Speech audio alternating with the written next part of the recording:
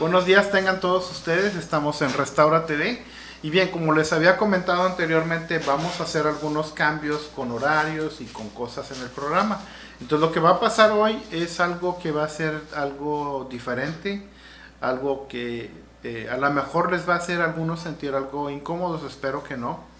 Y miren, yo les había comentado que el programa lo pasamos el programa en español va a pasarse para el viernes en la noche.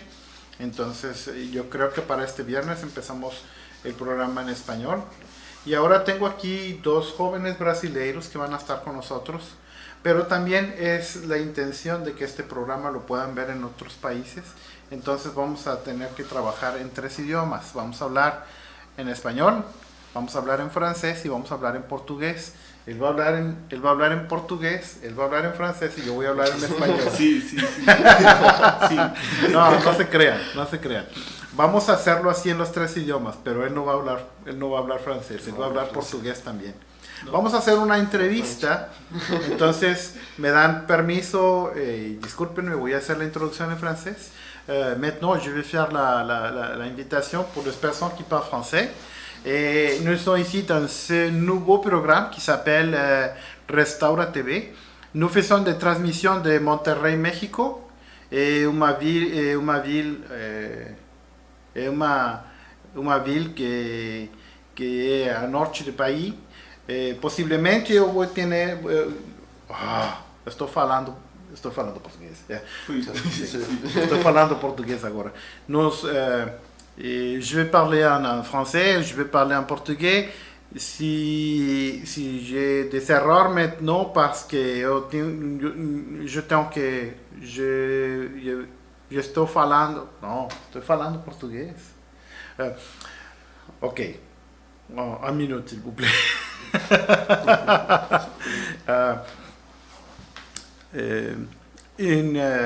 En français et parfois je vais mélanger en portugais, je vais mélanger espagnol et je voudrais m'excuser parce que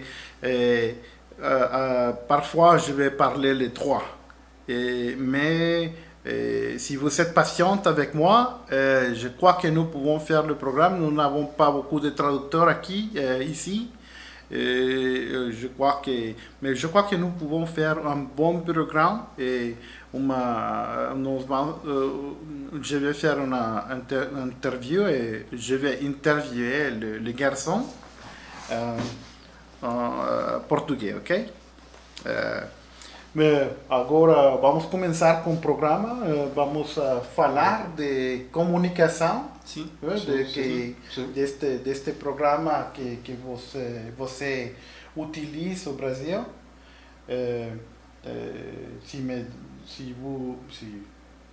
Se você me espera um pouco, vou fazer isto em francês. Maintenant, nous vont parler du ministère de communication de frère. Il travaille là dans une organisation qui s'appelle Jukum. Jukum est Jovens con una missão, Youth with a Mission en anglais. Et je crois que vous savez la même en France, vous savez la même au Canada, l'Afrique. Et nous allons parler maintenant d'un ministère très intéressant qui c'est le ministère de communication. Ok? certo. Comment? Você fala sobre o Ministério de Comunicação. Sim, começamos a falar de comunicação Da Jukum. agora, da Jukum, das Sim. coisas que você faz. Ok. Ok. Certo. A Jocum, ela é uma organização, uma universidade de missões, e ela tem uma ideia de atingir todas as 7 áreas de influência da sociedade. Educação, governo, e uma dessas áreas é a comunicação. Então, tem a ETED que nós fizemos, que é um curso que nós estamos fazendo o prático aqui, no México, e essa ETED é mais voltada para a comunicação. Nós tivemos workshop de vídeo, workshop de áudio, workshop de foto. De foto, Áudio vídeo, não. áudio. Ok. De foto, sim. Ok. E esse... Dá-me um minuto. Ah, Ok.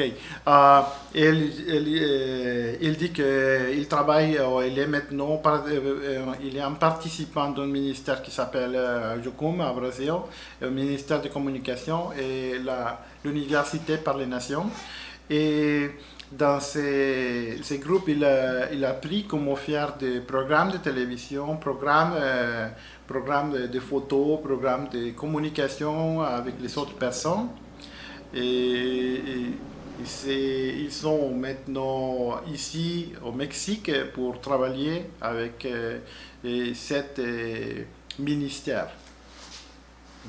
Continua, perdão. não, tudo bem.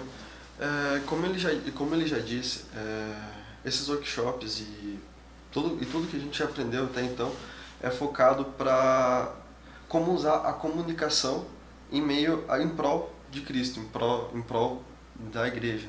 Ok. Ok.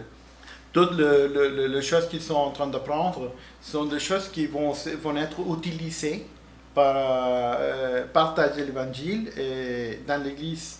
Ils donnent des workshops, ils font des workshops, ils donnent des workshops qui sont utilisés pour partager l'évangile avec des autres.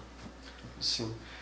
Porque apesar de ser uma área um pouquinho rejeitada atualmente, é uma área de suma importância, porque uma postagem no Instagram, por exemplo, pode atingir milhares de pessoas. Uhum. Com todo esse, como posso dizer, toda essa área de influência, não tem como a gente rejeitar, Okay. entende?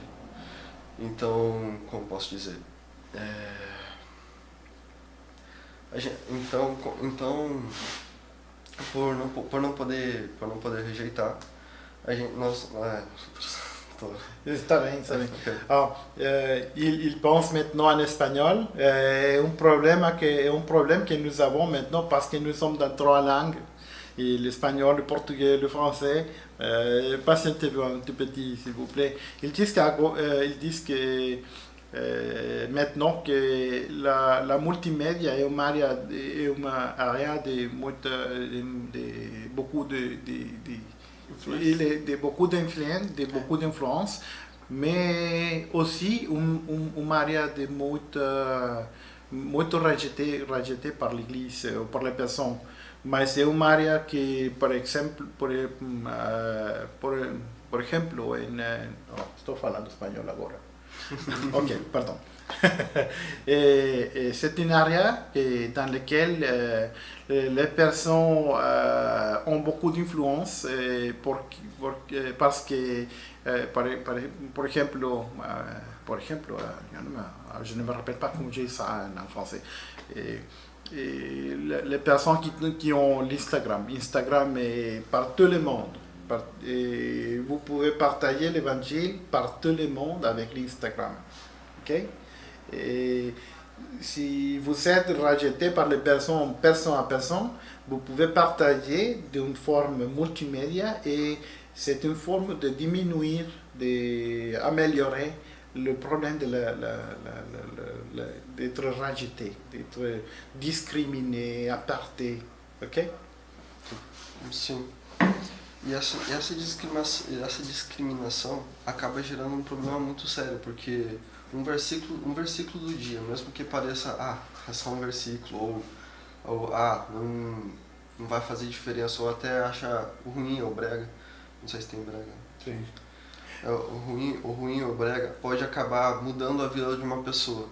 Pode ser aquilo que a pessoa acordou, abriu o Facebook ou o Instagram, era aquilo que ela precisava.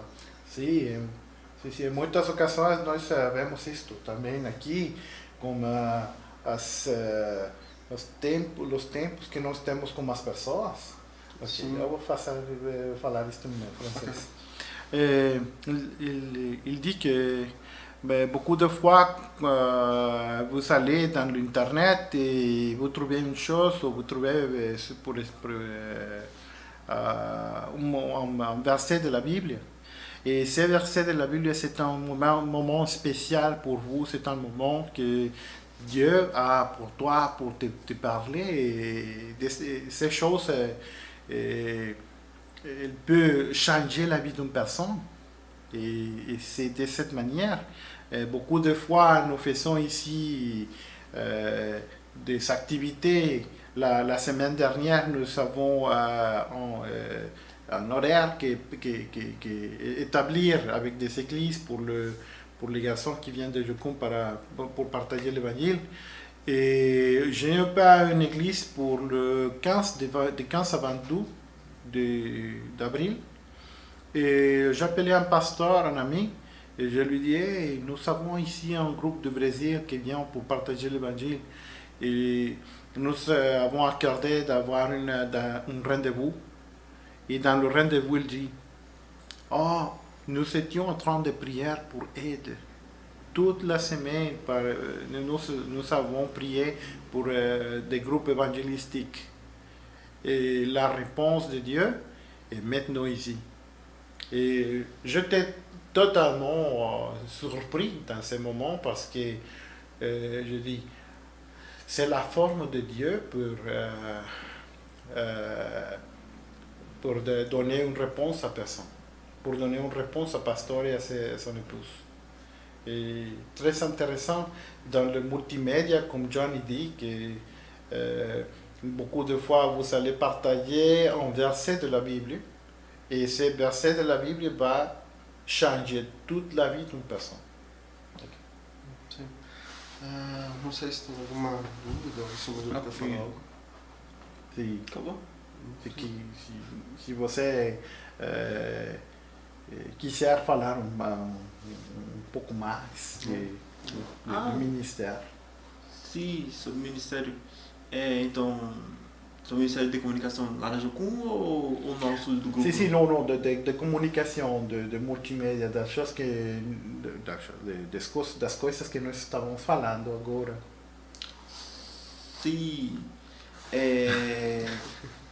como foi falado pelo Johnny, a área de comunicação é uma área que hoje em dia não é muito valorizada, realmente.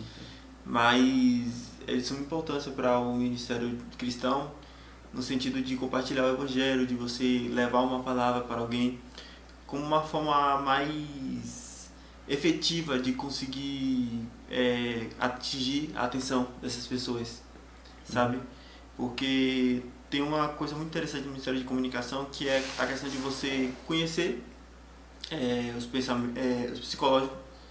E tem estudos psicológicos que se fazem para poder saber os métodos que se podem utilizar para poder alcançar certo tipo de pessoas, alcançar um público-alvo, que é o que na comunicação nós chamamos de target, acho que é assim que você target, que é o público-alvo.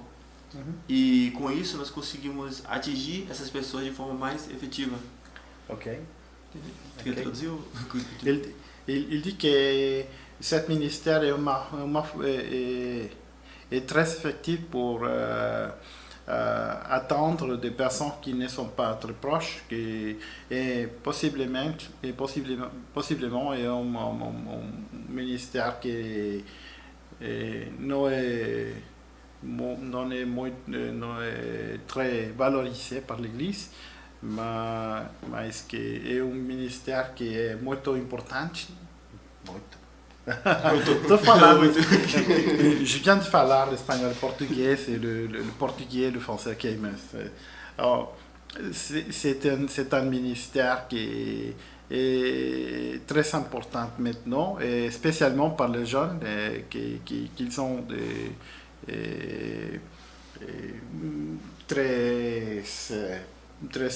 tout près du téléphone, de l'ordinateur, des programmes. Et pour les garçons qui sont jeunes, pour les jeunes de l'église et de tout le monde, ils sont, c'est une bonne forme de parler. Maintenant, je vais lui demander par un témoin s'il a un témoin d'une expérience qu'il a dans la vie avec le ministère des communications par l'Internet ou par le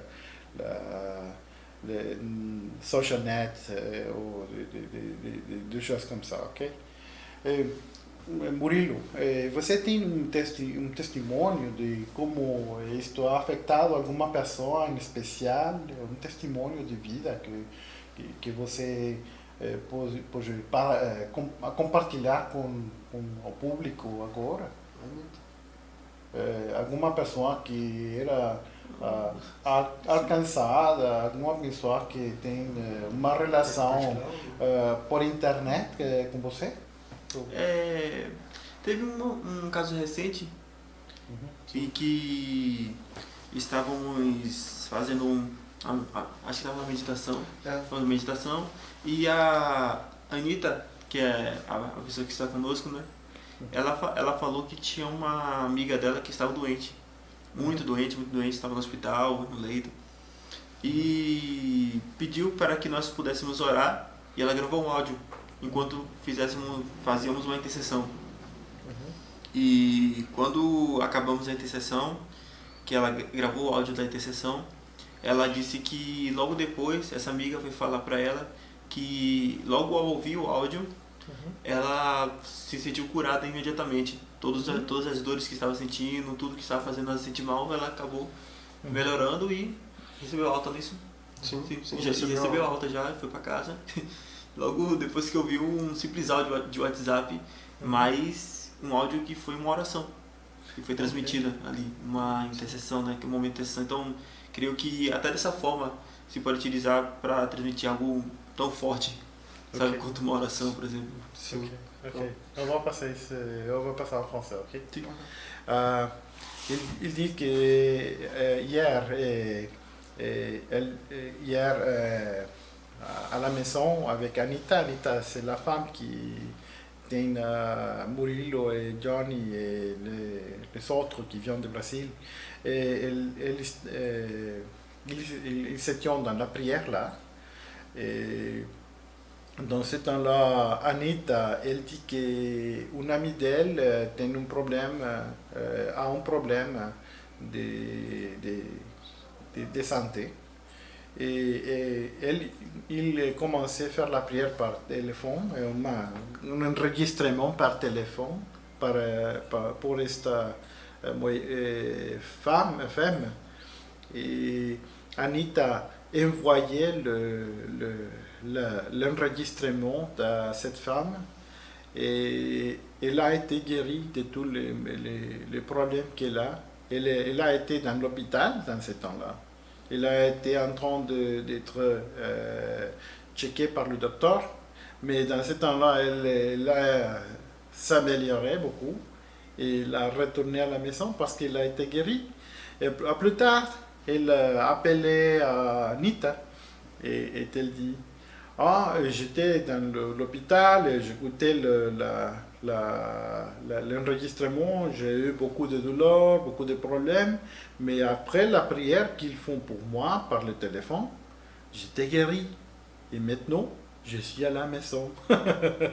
C'est un témoignage qui est très fort des choses que Dieu vous fait faire par le ministère. Comment est-ce qu'on dit, je ne me rappelle pas en espagnol ou en portugais, le ministère cybernétique. Nous avons un ministère cybernétique. Hier, j'étais en train de parler avec un ami qui possiblement, maintenant, il est en train de regarder ce programme. Il s'appelle Serge, un très, très bon ami, Serge, qui habite à Montréal. Et je vais envoyer mes salutations pour Serge, Lise. Et nous étions en train de parler, prier, et partager des choses que nous voulons faire, avec les Indiens au Canada. Et nous terminons l'appel et le vidéo appel, la vidéoconférence. Et immédiatement après, j'ai commencé à parler avec quelqu'un et une réunion de prière, mais à Buenos Aires. Et j'étais dans ce moment-là très surpris et très content parce que je pensais, Dieu fait des choses maintenant cybernétiquement. Et le ministère cybernétique est effectif. Nous faisons la prière, nous avons des contacts avec des personnes et c'est un ministère que nous devons profiter par l'Église, que nous devons profiter pour les personnes parce que Dieu, il va changer les personnes. Et vous avez pensé de cette manière.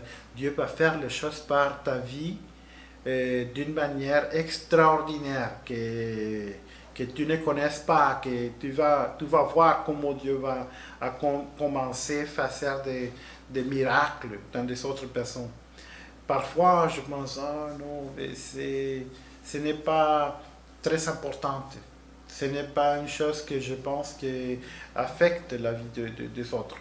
Mais dans ce temps-là, quand je parlais hier avec Serge, je me réalisais que le ministère par téléphone, cybernétique, à distance, est un ministère très important quand tu es seul et quand quand vous avez le temps, quand tu as le temps seul et tu as besoin d'un ami et cet ami, tu dis, oh mon ami est au Mexique, ou mon ami est à l'Afrique, mon ami est en Chine. Mais tu as un téléphone près de toi et tu as l'opportunité de l'appeler, de regarder les personnes par l'écran.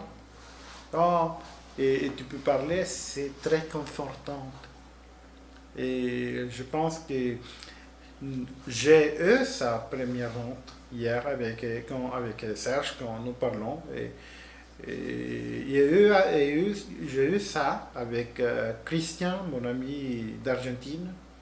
Et de la même manière, quand nous étions en train de préparer le ministère de Murillo et de Gianni et les autres qui sont ici, qui possiblement ils regardent le programme maintenant, c'était par téléphone, c'était par vidéoappel, vidéoconférence, c'était de cette manière.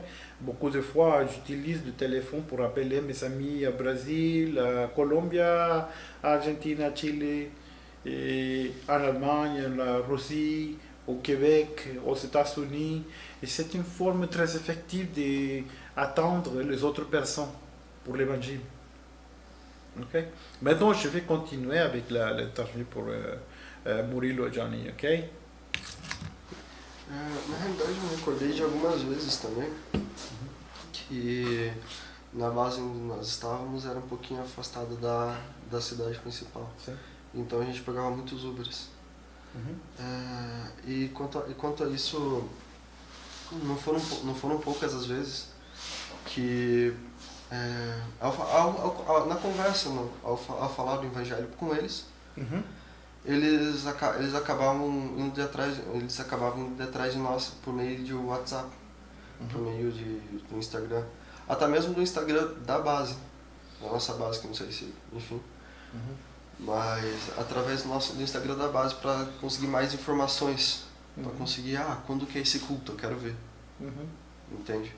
Então também tem esse viés, digamos, viés? Esse viés, sim. Tem esse viés que também pode oferecer informações para aonde a pessoa que está sedenta da palavra conseguir encontrar. Il dit que dans la place où il est, parfois il connaît des personnes qui ont beaucoup de besoins de Dieu, mais ils n'ont pas le temps pour aller à la base de Jokum, et il a partagé le site internet pour le service qu'ils ont à la base. Et des personnes qui ont beaucoup de besoins de Dieu, ils peuvent regarder par l'internet et ils ont reçu une parole de Dieu un mot de Dieu parmi ces moyens. Et c'est extraordinaire, c'est formidable. Et aussi, j'ai un ami, ma femme, je parle beaucoup de fois de ma femme, elle a fait un doctorat à l'université. Et quand elle a été dans l'université, elle a eu une amie qui vient d'un pays musulman. Je ne vais pas dire le nom pour question de sécurité. Mais cette femme qui a été musulmane, et nous avons fait une grande amitié avec elle et nous faisons parfois des promenades par la montagne et nous partageons l'évangile avec elle. Et elle est une femme très agréable. Et parfois, nous étions dans l'église et nous partageons des papiers, des traités avec les personnes dans les rues. Et il a été avec nous en train de partager l'évangile. Et n'importe pas qu'elle était musulmane, elle était avec nous. Et depuis de quelque temps, elle partit pour son pays.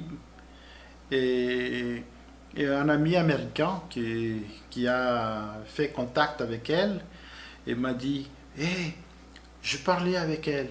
Elle a eu des situations difficiles, mais elle m'a dit que quand elle a été au Mexique, les personnes plus le meilleur témoin qu'elle a des personnes, c'est de chrétiennes. C'est par le contact qu'elle a eu avec mon famille. Maintenant, cette femme, je crois qu'elle est dans un autre pays. Elle a fait contact avec ma femme et elle a dit Christina, j'attends maintenant dans une église comme la tienne. Mais nous ne savons pas, beaucoup de fois, et c'est une forme de partager l'évangile par l'amour, de dire, je ne sais pas si tu es musulman, si tu es bouddhiste, si tu es d'une autre religion, nous, les chrétiens, nous acceptons les personnes et je crois que Jésus-Christ, il va t'accepter de la forme que tu viens maintenant et il veut te sauver, il veut te donner une chose spéciale.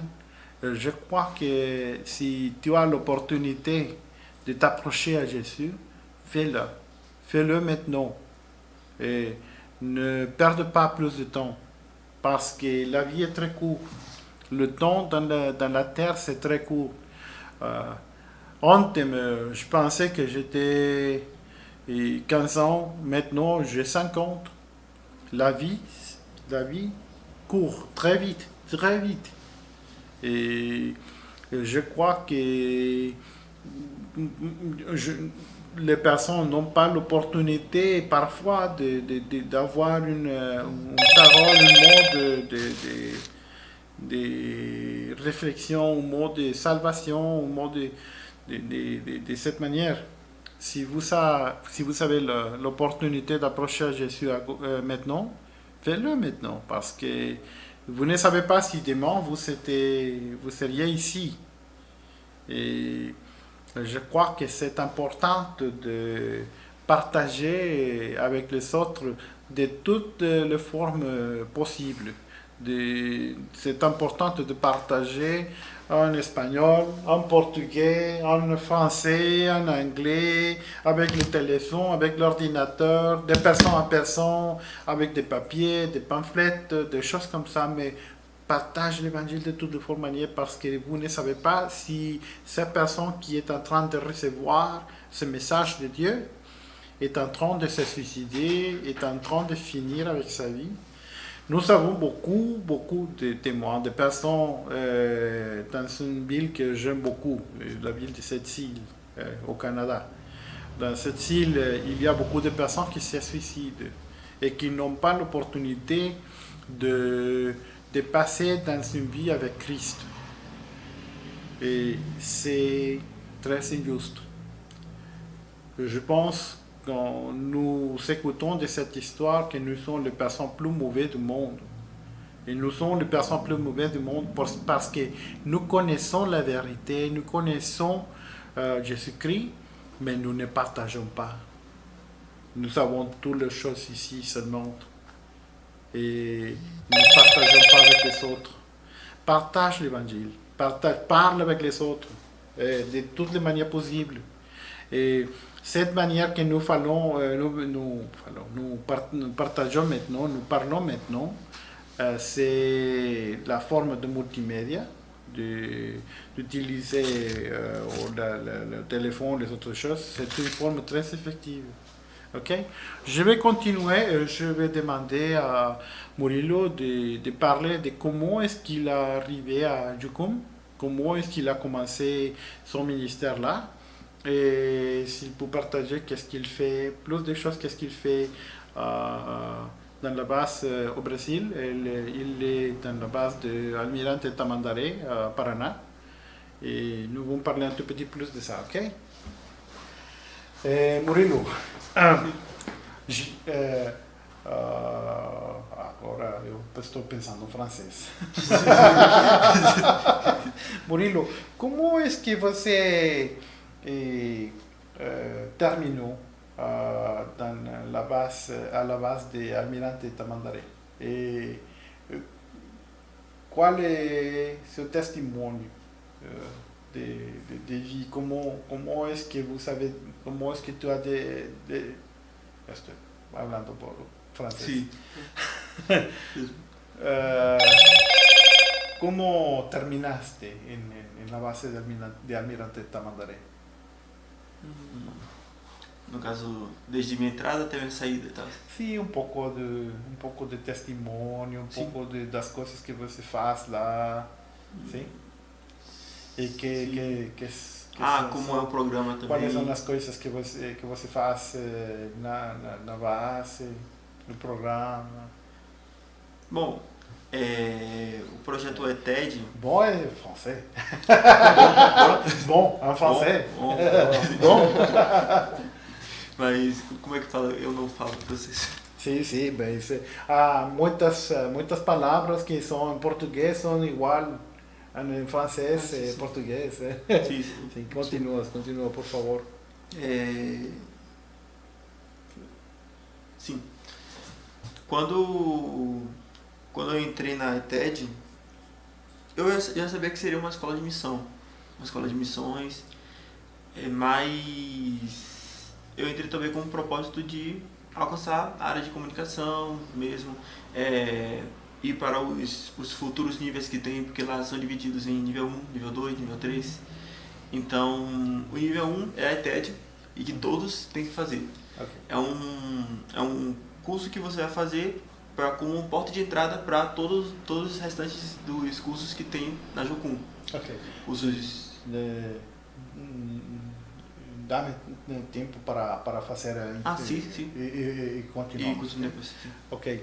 Il dit qu'il a rentré dans le Jukum et dans une école de mission qui s'appelle EDE, c'est École d'évangélisme. Et toutes les personnes qui rentrent là, ils doivent faire cette école. Toutes les personnes qui rentrent dans cette part, c'est la première part, c'est le cours numéro 1. Sim. E eu achei que a ETED seria algo mais, como eu posso dizer, mais leve. Desafiador? Não, eu achei que não seria tão desafiador. Achei que seria algo mais um curso de missões mesmo, que tem as matérias, né? E que eu faria o prático depois, mas aí que depois queria fazer nível 2, para poder me aprofundar mais na minha área. Ok. Ils disent qu'il a rentré là, il pensait que c'était seulement comme une école, une chose de faire courant, cours doux, c'est un cours de mission. Il n'a pas pensé dans ce moment-là que c'était un cours très, très grand, avec beaucoup d'influence pour les personnes. Mas o que eu não sabia é que ela se trata muito mais de, pelo menos a parte teórica, de você tanto se conhecer, como também você saber quem você é para Deus. Você conhecer a Deus, você trabalhar com todas as áreas da sua vida que você possa ter dificuldade, que você possa...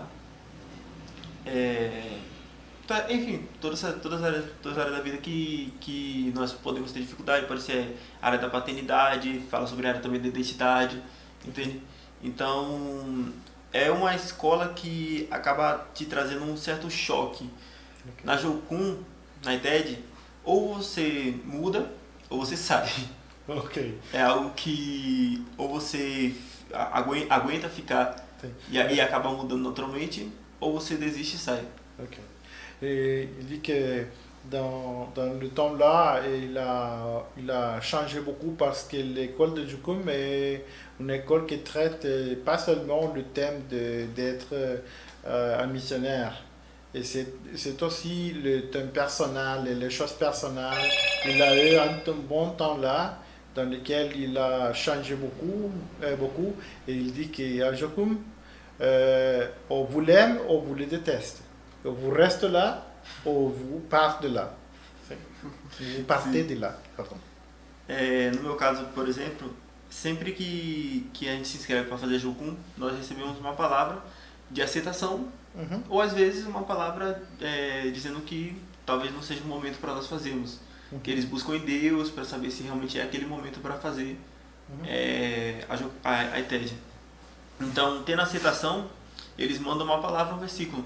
E o versículo que foi mandado para mim foi o versículo de Mateus 13, 14 e 15, que diz assim, inclusive eu estava lendo e pensei, deve ser um versículo, e aí tinha, e aconteceu como eu disse na profecia de Isaías, acho que é de Isaías. Sim, sim. Eu pensei, profecia de Isaías, deve ser algo bom. Sim, sim. Sim. Mas aí tinha logo em seguida, deixa eu ver se é esse mesmo. Bon, c'est en français. C'est en français. Ah, isso é francês? C'est en français? Sim. Si. Ok. Il dit qu'il a été là et il a eu un temps très choquant quand il a trouvé un verset de la Bible qui c'est Matthieu 13, 14 et 15, verset 14 et 15. Et je vais le lire plus tard. Si, esse aí, 14 e 15. Ok, je vais le lire. Ok. Et pour eux qui accomplissent cette prophétie d'Ésaïe, vous entendrez de vos oreilles et vous ne comprenez point. Mais vous regardez de vos yeux et vous ne verrez point, car le corps de ce peuple est devenu insensible. Ok? Sim? Então, isso me deu um choque muito grande. Primeiro que eu não entendi por que essa palavra veio pra mim. Eu não... Et lui, il a reçu ces paroles, ces mots dans la Bible. Il a été choquant. Et il a pensé, pourquoi ces paroles pour moi maintenant? Sim? Mas logo depois eu acabei entendendo sobre o que estava falando em si. Sobre a questão do coração mesmo, da identidade que eu tinha perdido de certa forma há um tempo e não saber quem eu sou e tal, toda aquela crise que tem, sabe? Às vezes querer agradar outras pessoas, querer... Enfim.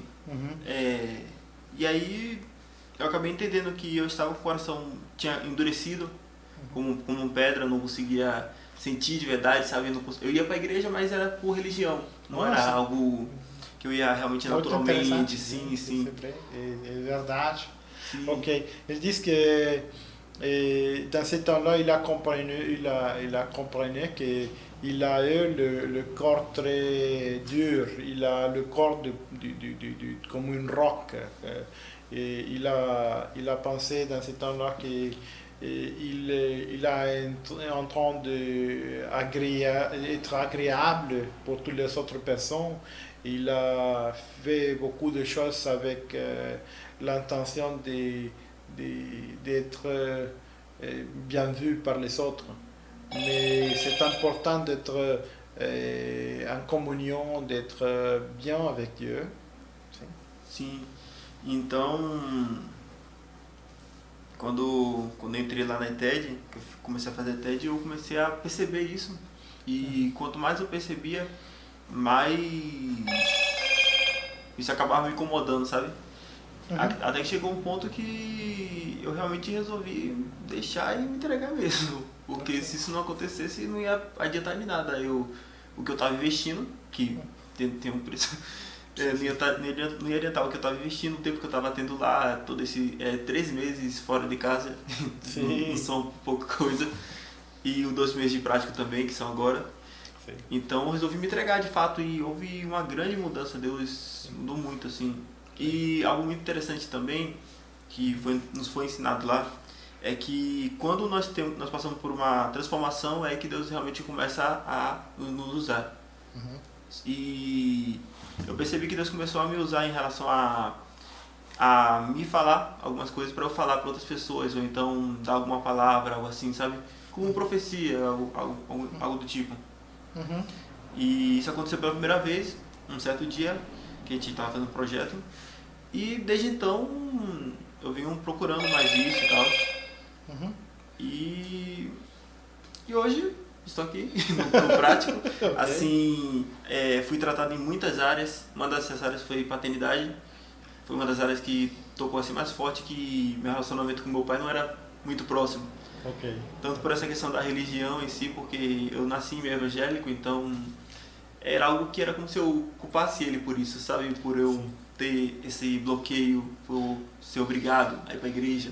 Ok, sim, Então, eu compreendo, eu entendo. Então depois eu acabei entendendo o que realmente está acontecendo, a questão do sentimento de orfandade que acaba tendo, tudo isso é ensinado lá. Et en même temps, dans le même al mesmo tempo também era um filho na casa, mas não era huérfão, era um filho, Sim, mas sim, com às um vezes. sentimento de orfandade nesse momento. Sim. E Ok. às vezes esse sentimento é algo muito mais da pessoa em si do que o que Sim. realmente está acontecendo no meio. Sim. É algo muito mais pessoal, às vezes. É verdade, Não é culpa verdade. assim do pai, não é culpa da mãe, entende? Muitas ocasiões somente uma coisa que está passando no coração e não é precisamente a realidade.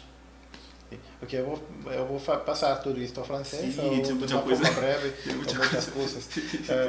Il dit que Dieu a commencé à travailler avec lui et là et il est né dans son maison évangélique, son père et sa mère il attend l'église, mais il a décidé dans ce temps-là qu'ils doivent laisser toutes les choses devant de Dieu. Il a fait 3 mois d'école là au Brésil et puis 2 mois de pratique qui sont les temps les temps qu'ils sont ici. Mais il dit qu'il a eu beaucoup de choses à changer dans sa vie et Dieu a commencé à changer ces choses parce qu'il est né dans une maison évangélique, mais il a eu un sentiment qu'il est comme un garçon sans père. Son père était là, mais il n'est pas très proche de lui. Maintenant, il pense que Dieu a commencé à travailler avec dans sa vie et dans ces choses dans sa vie et il a commencé à être plus près de son père et à changer ces choses. Et effectivement, il y a beaucoup de fois que nous avons des situations dans la vie qui ne sont pas la réalité. Ils sont des choses qui passent dans notre vie.